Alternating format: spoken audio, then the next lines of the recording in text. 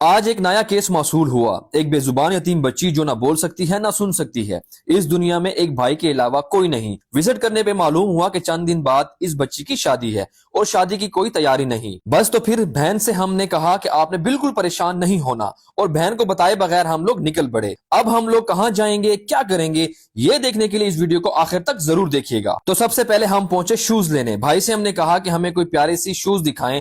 بہت سارے شوز دیکھنے کے بعد 4 عدد شوز پسند کیے، خریدے، پیک کروائے۔ اب چلتے ہیں اگلی منزل کی طرف۔ اس کے بعد ہم پہنچے مارکیٹ میں، کیونکہ شادی کے سوٹ بھی تو خریدنے تھے۔ تو بھائی کو ہم نے کہا کہ ہمیں کوئی اچھے اور پیارے کلر کے سوٹ دکھائیں۔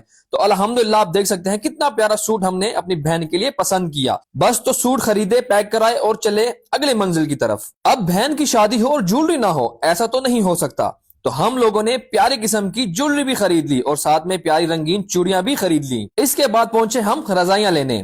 تو بھائی سے ہم نے کہا کہ ہمیں بہترین اور اچھی کوالٹی کی رضائیاں دکھائیں۔ تو کافی رضائیاں دیکھنے کے بعد ہم لوگوں نے 2 عدد رضائیاں اور 2 عدد سرانے بھی خرید لیے، لوڈر میں لوڈ کیا اور چل دیے اگلے منزل کی طرف۔ اس کے بعد ہم پہنچے چارپائیاں لینے۔ تو بھائی تو آلریڈی ہمیں جانتے تھے، تو انہوں نے بہترین قسم کی چارپائیاں ہمیں دکھائیں۔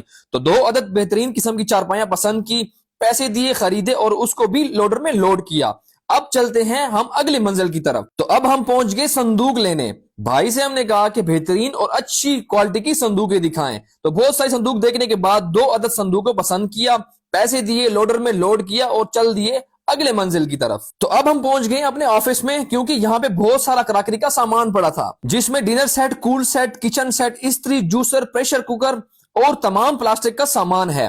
اس کو لوڈر میں لوڈ کیا اور چل دیے ہم اگلی منزل کی طرف۔ اب ہم پہنچ گئے ہیں ایک ہول سیلر کی دکان پہ۔ بھائی سے ہم نے کہا کہ ہمیں کوئی اچھی کوالٹی کا پنکھا دکھائیں۔ بہت سارے پنکھے دیکھنے کے بعد ایک پنکھے کو پسند کیا اور ساتھ میں ایک سولر پلیٹ بھی خرید لی گئی۔ دوپہر کا ٹائم تھا، شدید گرمی تھی، لیکن ہم لوگوں نے آج یہ سارا کام ختم کرنا تھا، تو بس اللہ کا نام لیا اور نکل پڑے اگلے منزل کی طرف۔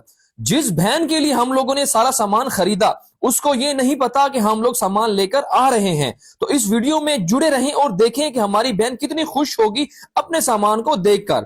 تو ہم پہنچ گئے اپنی بہن کے گھر سامان لے کر۔ سامان کو ایک ایک کر کے لوڈر سے اتارا اور ایک جگہ پر اکٹھا کیا، تاکہ ہم اپنی بہن کو ایک سرپرائز دے سکیں۔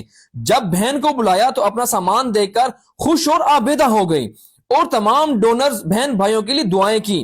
یہ وہ بہن ہے جو نہ بول سکتی ہے نہ سن سکتی ہے، لیکن ان کی دعا میں کتنا اثر ہوگا یہ آپ سب بخوبی جانتے ہیں۔ زندگی میں ہم اپنے اولاد بہن بھائیوں کے لیے کتنا کچھ کرتے ہیں، کیا معاشرے میں ان جیسے بہن بھائیوں کا کوئی حق نہیں؟ اس بہن نے ہمیں بھائی کہا اور ہم نے بھائی ہونے کا پورا حق ادا کر دیا۔ تو اس ویڈیو میں ایک میسج ہے کہ آپ سب بھی بھائی بن کر بہت ساری ان جیسے بہنوں کا حق ادا کر سکتے ہیں۔ جہاں بھی رہیں خوش رہیں، اللہ نگہبان۔